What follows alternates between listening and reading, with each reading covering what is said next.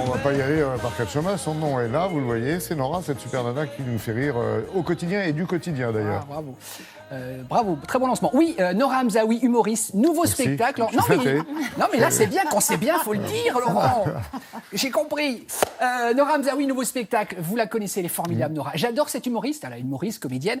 J'adore parce que, d'abord, je trouve qu'elle est moderne, elle a un humour moderne, très ancré dans l'air du temps. Et surtout, pour l'avoir vue plusieurs fois sur scène, je trouve qu'au fil des spectacles et je la vois sur scène, en fait, elle gagne en aisance. C'est-à-dire qu'on a l'impression que vous êtes chez une copine qui vous raconte, on ne sent pas un texte écrit. Elle maîtrise totalement son mode d'expression. Exactement. À tel point, Laurent, que quand j'y suis allé à plusieurs reprises, une fois, je me suis dit, bon, il y avait une part d'impro, je me suis dit, à mon avis, c'est pas de l'impro, tout est écrit. C'était du total impro. On ne sait pas quand c'est de l'impro, quand c'est pas de l'impro. Elle vous raconte sur scène, donc sa maternité, le fait qu'elle est avec le même garçon depuis des années, les dîners en ville qui l'ennuient copieusement quand on vous demande. Moi, j'ai pas des amis comme ça, mais d'enlever vos chaussures quand vous allez chez des gens. Il paraît qu'il y a des gens qui vous disent d'enlever vos chaussures. Ça, c'est quand vous avez des enfants en bas âge, effectivement. Voilà. Vous pouvez avoir cette...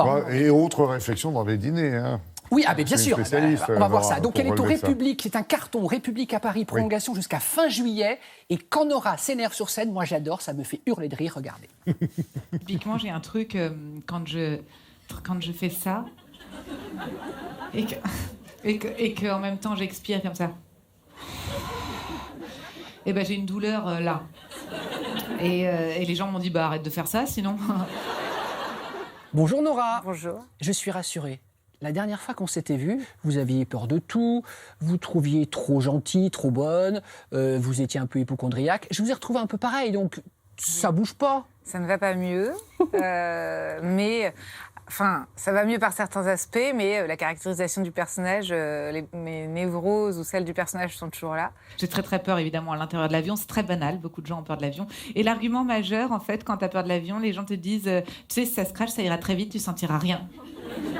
C'est-à-dire que t'es en plein vol, t'es là, dans une demi-heure, les Caraïbes, et là, paf, rideau.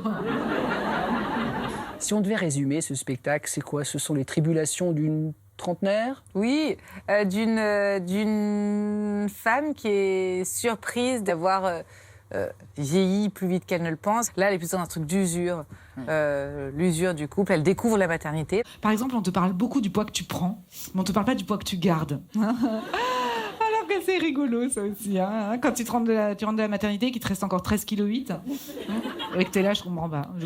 J'arrive pas, en fait, je comprends pas ce qui se passe. J'en sais, écoute, c'est très clair, meuf, ton enfant ne pesait pas 17 kilos.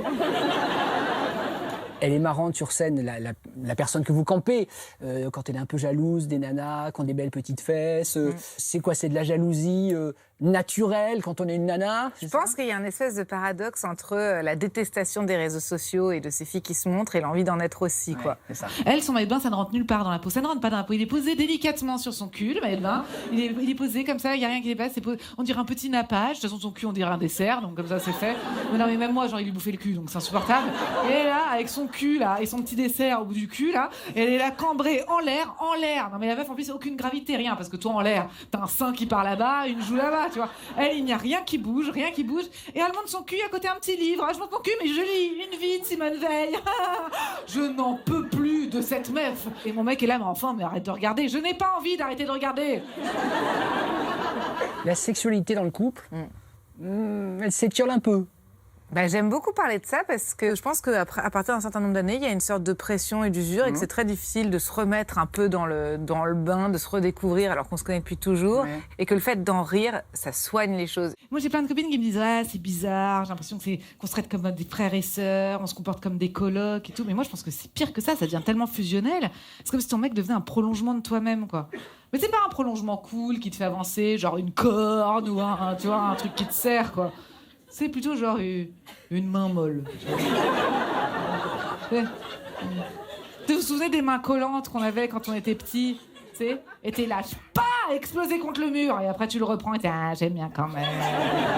Donc on va rajouter sous votre nom Nora Hamzaoui, humoriste, virgule, guérisseur. Sexologue les et guérisseuse. Guérisseur. Avec l'imposition des mains. Voilà, c'est ça, un mot de cœur. Merci beaucoup, bravo. Merci à vous. Et puis il y a toujours ce moment à table, tu vois, il y a un grand silence. Et la meuf au gazpacho profite de ce silence pour te dire vous avez lu le dernier article du Times? Elle va dire non, on l'a pas lu, toi, oui, bravo. Je pense qu'elle est lourde, celle-ci aussi. Annonce ce que tu as à dire, là, plutôt que de te mettre en valeur avec tes questions, là. Parce qu'il y a un article qui est sorti dans le Time, c'est une étude très très très sérieuse, c'est la dernière date, une étude très sérieuse sur laquelle les gens accros aux réseaux sociaux seraient de plus en plus cons. Toi, pensant, t'es en train de photographier le guacamole. Ouais, c'est vrai, il faut un public averti quand même, on va dire, Oui, pas alors, trop jeune, quoi, non? Des conseillers en dessous de 15 ans, même si, parce qu'il y a un chapitre sur la sexualité à la fin, donc Oui. même si, à mon avis, les ados dans les cours d'école en savent beaucoup plus aujourd'hui que moi Non, à ils l'époque. utilisent Voilà. les mots qu'elle utilise. Oui, Voilà, et puis il y a que soyons voilà. clairs. Donc en dessous de 15 ans, c'est Ouais. les conseillers. Et puis un truc qui est dingue quand même, c'est qu'elle me le disait, elle me le confiait, Nora.